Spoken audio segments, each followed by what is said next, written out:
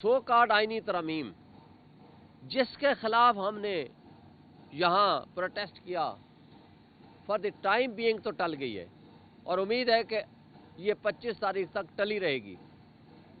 لیکن اگر انہوں نے کچھ بھی ایسی حرکت 17 کے بعد کرنے کی کوشش کی، انشاءاللہ یہ ماضی میں بھی ناکام و نامراد ٹھہرے تھے، آئندہ بھی ناکام و نامراد ٹھہریں گے۔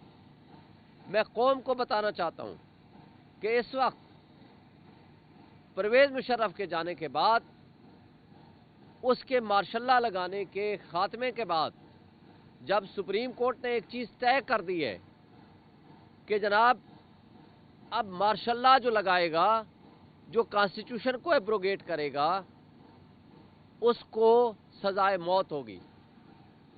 اب کر کیا رہے ہیں یہ؟ اب اسٹیبلشمنٹ ہمارے ملک کی اور یہ ہمارے کٹ پتلی سیاستدان، بیوروکریسی تو غلام بن چکی ہے، اس کی تو کوئی حیثیت باقی نہیں رہی۔ اب یہ ملی بھگت کر کے اب آئین کے اندر ترمیم کر رہے ہیں تاکہ آئین نے جو آپ کو حقوق دیے ہیں وہ ختم ہو جائیں۔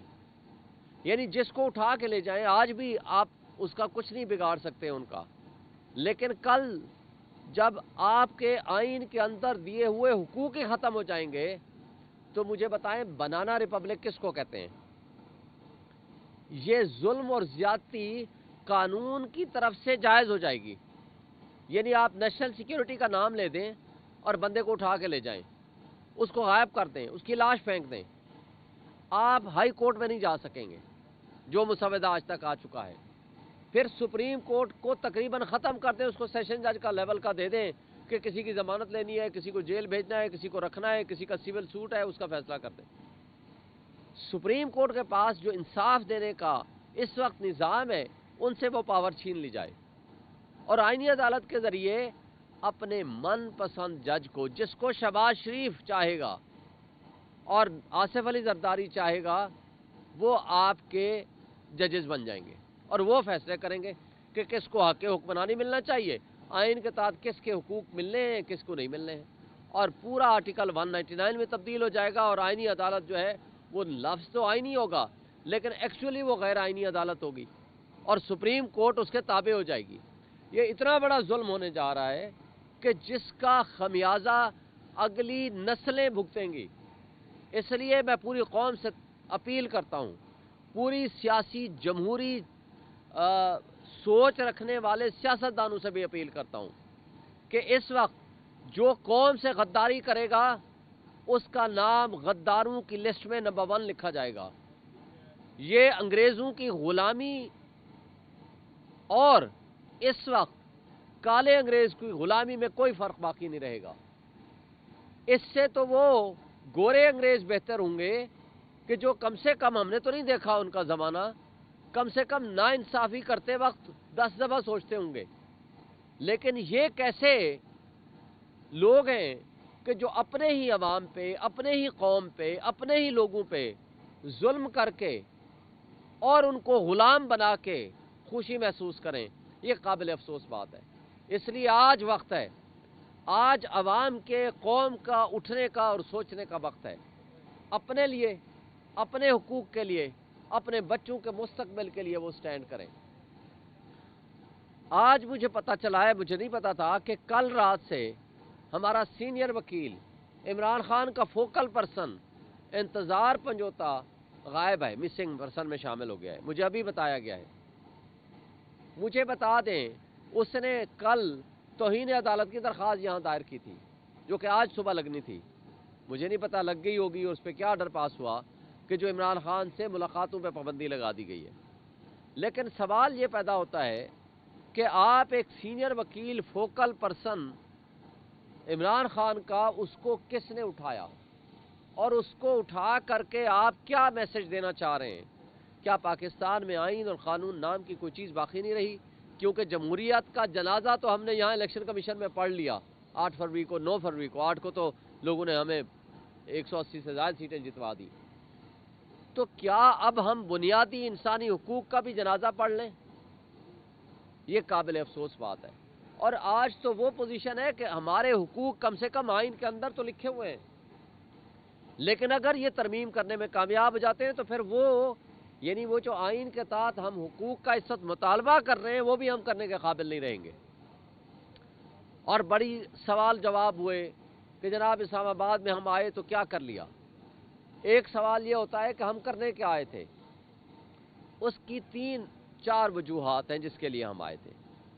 سب سے پہلی بات، جو جمہوریت کے مطابق حق کے حکمرانی ہے وہ عوام کا ہے۔ جمہوریت کے اوپر شب خون مارا گیا، جمہوریت کو ایک تماشا اور ڈرامہ بنا دیا گیا، کٹھ پتلیوں کو ایک جعلی کاغذ کے ذریعے اسمبلیوں میں پہنچا دیا گیا۔ تو میں سوال کرتا ہوں کہ اگر کوئی ڈاکو کسی بلڈنگ پہ قبضہ کر لے تو کیا وہ مالک بن جاتا ہے؟ وہ ڈاکو ہی رہے گا، خواہ وہ مینڈیٹ چوری کے ذریعے، وہ ووٹ کے ڈاکہ کے ذریعے وہاں پہنچے یا کسی بھی ذریعے سے پہنچے۔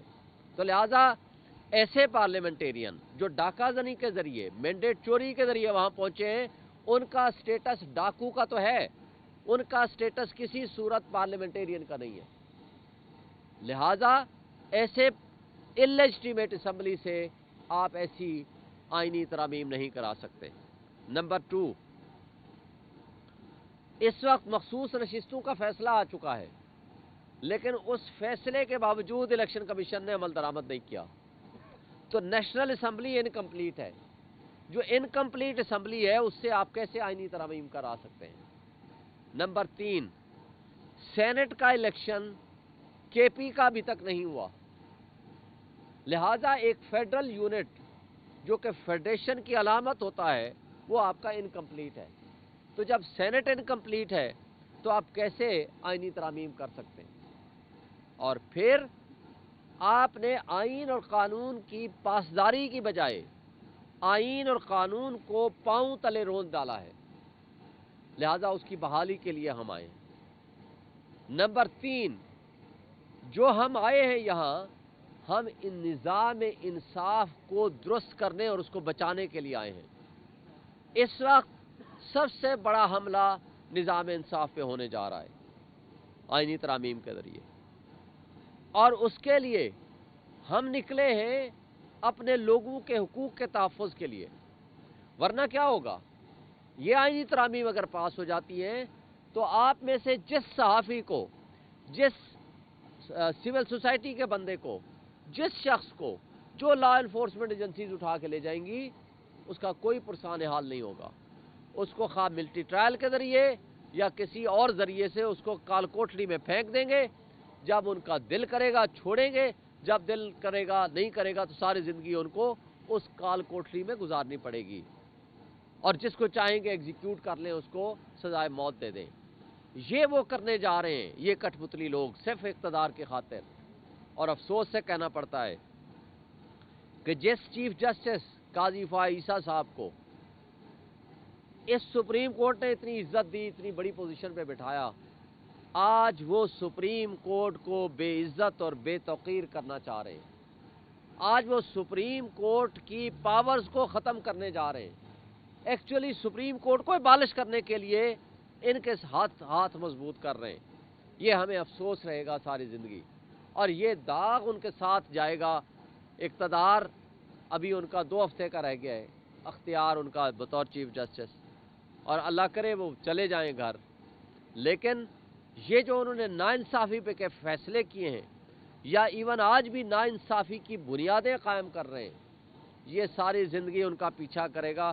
اگر لوگ آج جسٹس منیر کو نہیں بھولے تو وہ جسٹس قاضی فائز عیسیٰ کے غلط فیصلوں کو یا سیاہ فیصلوں کو وہ بھی کبھی نہیں بھولیں گے۔